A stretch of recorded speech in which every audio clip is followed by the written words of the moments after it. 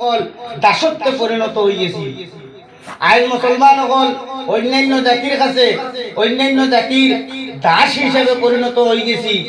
দুনিয়ার জমিনে মুসলমানের কোনো অস্তিত্ব পাওয়া যায় না।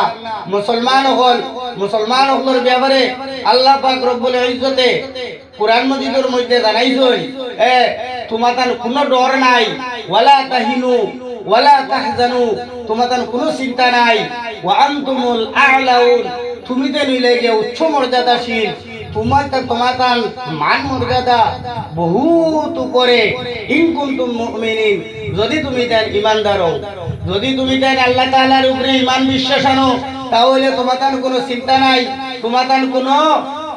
তোমাদের কোনো ডর ভয় নাই, তুমি দেন হইবে গিয়ে সব জাতির উপরে।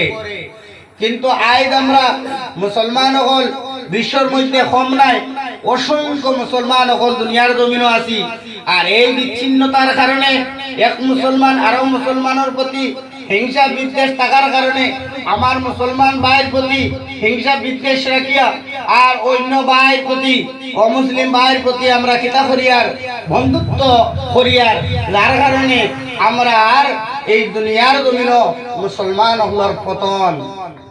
আল্লাহ পাক রব্বুল ইজ্জতে কোরআন মাজিদের মধ্যে জানাইছেন, ইয়া আউযু বিল্লাহি মিনাশ শাইতানির রাজিম, বিসমিল্লাহির রহমানির রহিম, ইয়া আইয়ুহাল্লাযীনা আমানু লা তাত্তাখিযু আদুওয়ি ওয়া আদুওয়াকুম আউলিয়া তুলকুনা ইলাইহিম বিল মাওয়াদ্দা ওয়া কাদ কাফারু বিমা জাআকুম মিনাল হাক্কি ইউখরিজুনার রাসূলা ওয়া ইয়্যাকুম আন তু'মিনু বিল্লাহি রাব্বিকুম ইন কুনতুম খারাজতুম জিহাদান ফি সাবিলি ওয়াবতিগা মারদাতি তুসিরুনা ইলাইহিম বিল মাওয়াদ্দা ওয়া আনা আ'লামু বিমা আখফাইতুম ওয়া মা আ'লানতুম বি।